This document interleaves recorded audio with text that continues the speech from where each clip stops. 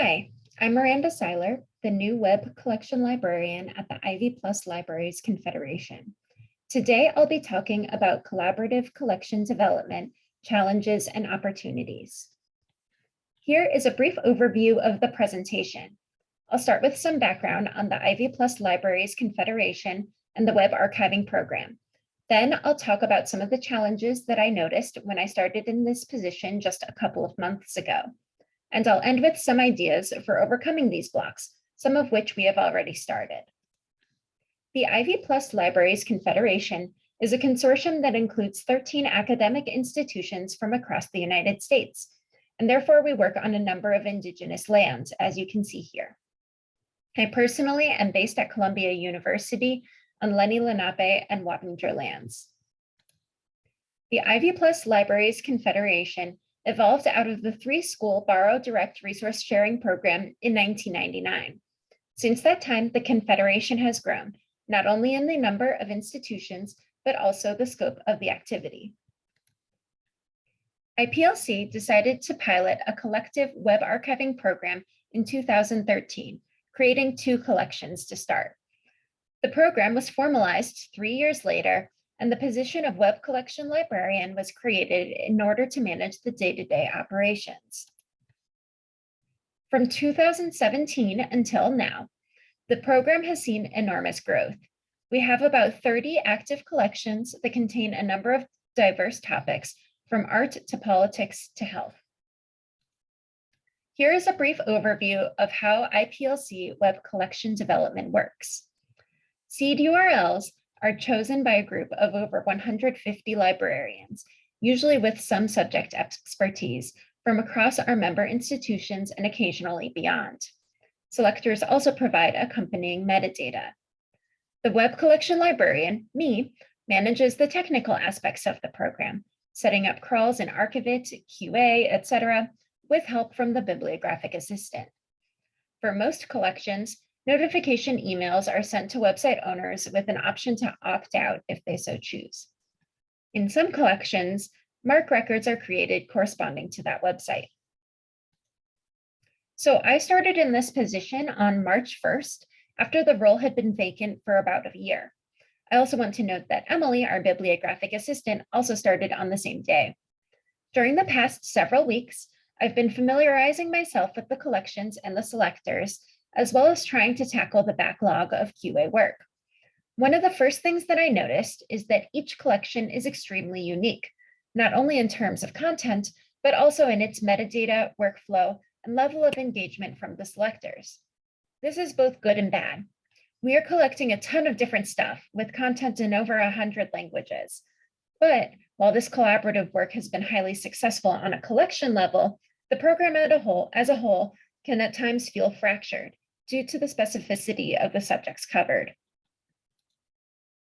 I believe that the main cause of this disjointedness is that selector groups rarely know what is being collected by the other groups. Here you can see a visualization that I created of our selectors in the lavender and the collections that they contribute to in the dark blue. You can see while there are some selectors working on multiple collections, many are isolated from the rest of the web archiving network. On a practical level, we are experiencing data budget concerns and metadata discrepancies due to this fragmentation. As a result, I have outlined 3 main goals for myself and for this program: increase communication, increase standardization, and increase engagement. I will now go through some of my ideas for achieving these goals, but would also welcome any ideas that you have during the Q&A session. So far, I have tackled communication issue in 2 ways. So Alex Thurman, who is also on this panel and managed the collections during the job vacancy, created a status spreadsheet to be shared with the selectors.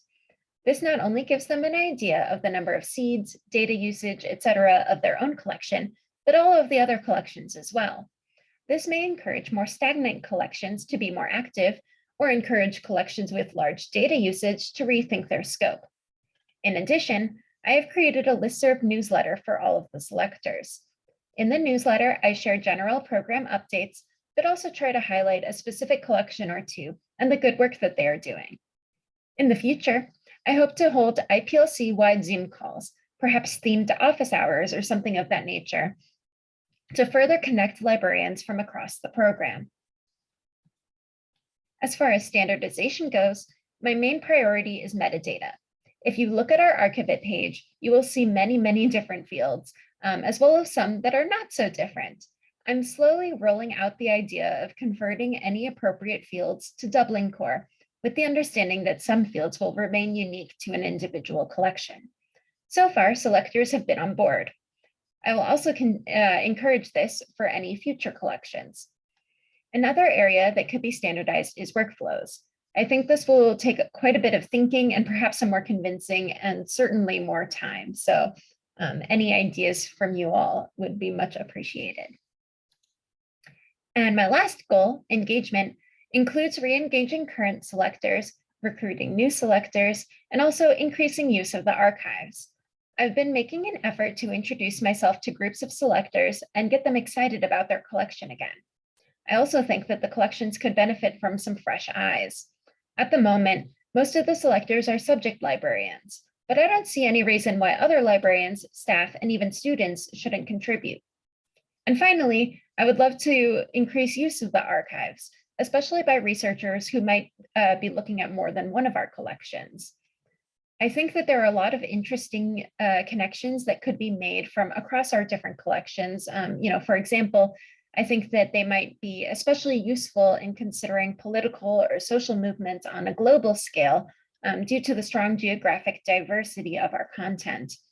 And finally, I just want to leave you with a metaphor.